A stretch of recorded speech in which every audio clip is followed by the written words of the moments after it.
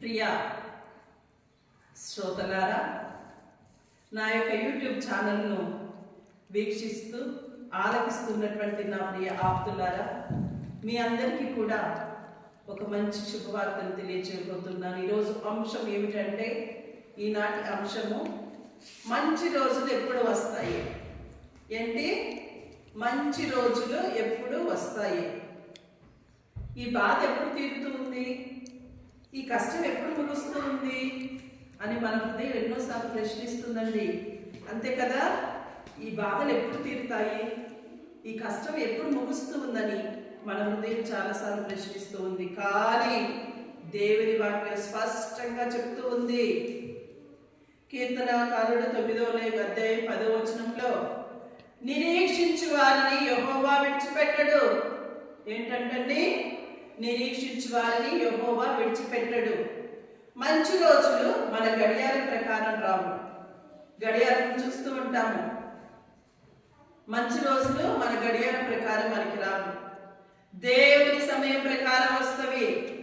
మంచి రోజులు మన యొక్క గడి ప్రకారం రావు, కానీ దేవుని ప్రకారం వస్తవి. ఆ సమయం ఆలస్యం అనిపించినా ఆయన కార్యం తప్పకుండా పరిపూర్ణమవుతుందండి. ప్రతి విషయానికి ఒక సమయం ఉందని ప్రసంగికుడు 3వ అధ్యాయం 1వ వచనంలో వింటూ ఉన్నాము. ప్రతి విషయానికి ఒక సమయం ఉంది.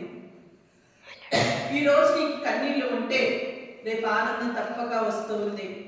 రాత్రి బాధ నిలిచిన ఉదయం ఆశ వెలుగుతూ ఉంది. కాబట్టి కీర్తన 35వ వచనంలో విన్నట్టుగా, సాయంత్రం కన్నీళ్లు నిలిచిన ఉదయము ఆనందం కలుగుతుంది. నీవు విత్తుతున్నది విశ్వాసమైనతో నీవు కోయబోతున్న ఆశీర్వాదమే. నీవు విత్తుచున్నది విశ్వాసమైనచో కోయబోచున్నది ఆశీర్వాదమే. దేవుడు నీ నిశ్శబ్ద సహనాన్ని చూస్తూ ఉన్నాడు. గమనిస్తూ ఉన్నారా? సహనంతో విత్తువాను ఆనందంతో కోయుతురు. కీర్తన 125వ వచనంలో చూస్తూ ఉన్నాము. కావున ధైర్యంగా నిలుచు, ప్రార్థన విడవకు, నమ్మకాన్ని వదలవద్దు. ధైర్యంగా నిలబడు, ప్రార్థన విడవకు, నమ్మకాన్ని వదలవద్దు. కాబట్టి మంచి రోజులు తప్పక వస్తాయి. ఎందుకంటే దేవుడు నిన్ను మర్చిపోలేదు. ప్రియ సహోదరులారా, మన జీవితంలో కొన్ని కాలాలు చాలా కఠినంగా ఉంటవి. కానీ ప్రార్థిస్తూ ఉన్నాము, ఎదురు చూస్తూ ఉన్నాము, కానీ మార్పు కనిపించదు. అప్పుడు మన హృదయం అడుగుతుంది, మంచి రోజులు ఎప్పుడు వస్తాయని. కాబట్టి మనం ప్రశ్నించుకుందాము.